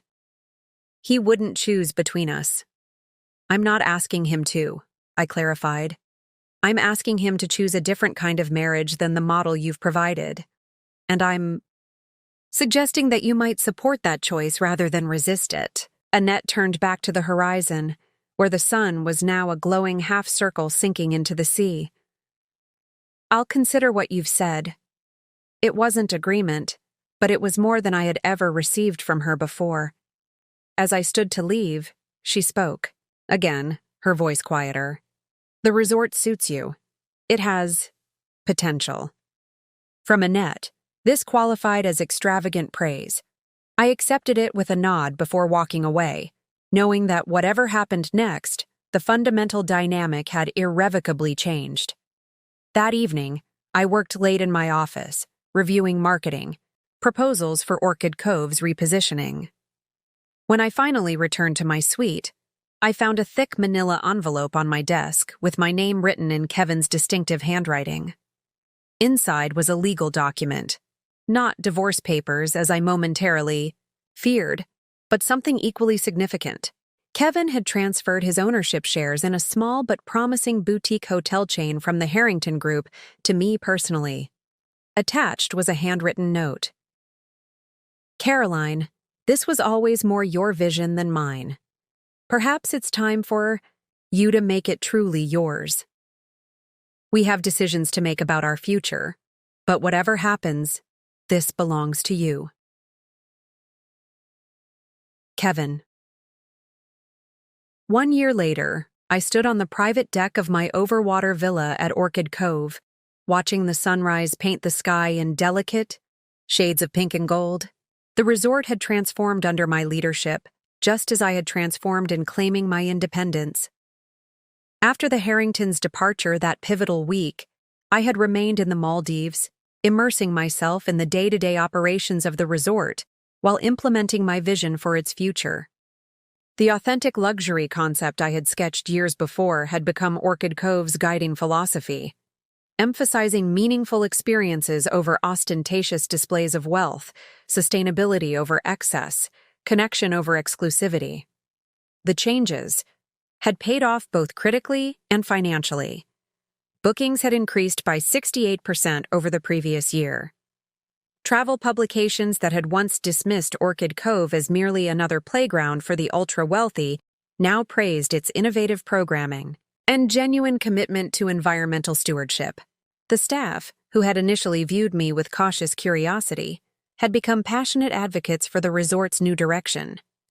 Most importantly, I had rediscovered parts of myself that had been submerged during my years as Caroline Harrington. My creative instincts, my decision-making confidence, my ability to inspire others, all had flourished in this environment where I was valued for my vision rather than my compliance. Ms. Bennett, your 9 a.m. conference call is ready. I turned to see my assistant standing respectfully at the villa's entrance. I had reverted to my maiden name professionally, though my personal life remained more complicated. Thank you, Aisha. I'll be right there. As I gathered my materials for the call, a discussion with potential investors for the expansion of Horizon Future's hospitality portfolio, I caught sight of the framed article on my wall. Forbes had featured me in their Women to Watch issue, highlighting the remarkable turnaround of Orchid Cove and my emerging influence in the luxury hospitality sector. The photo showed me standing on this very deck, the endless ocean behind, me, my expression confident and serene. It was an image that would have been unimaginable 2 years ago, when my identity had been so thoroughly enmeshed with the Harrington family narrative. Kevin and I had spent the past year navigating a new kind of relationship, neither fully together nor definitively apart. He had returned to Chicago after that transformative week, but our separation had evolved into something more nuanced than a simple estrangement. He had visited Orchid Cove quarterly, ostensibly to discuss the boutique hotel chain he had transferred to me, which was now thriving under my direction. But those business discussions inevitably gave way to deeper conversations about what we both wanted from life, from our careers, from each other. Surprisingly, it was Kevin who had changed the most. Free from his parents' daily influence, he had begun questioning aspects of the Harrington approach that he had previously accepted without thought. He had started a foundation focused on affordable housing, a deviation from the family's typical high-profile philanthropic endeavors. He had even stood up to Clyde during a board meeting, defending a strategy that his father opposed. I learned it from my wife, he had reportedly said when questioned about his newfound assertiveness. She taught me that respect isn't the same as agreement.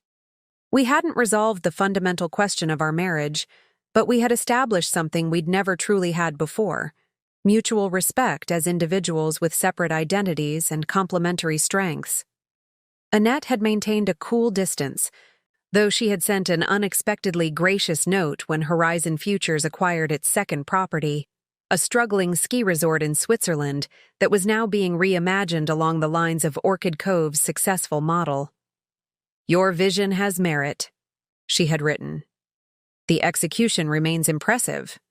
From Annette, this qualified as effusive approval.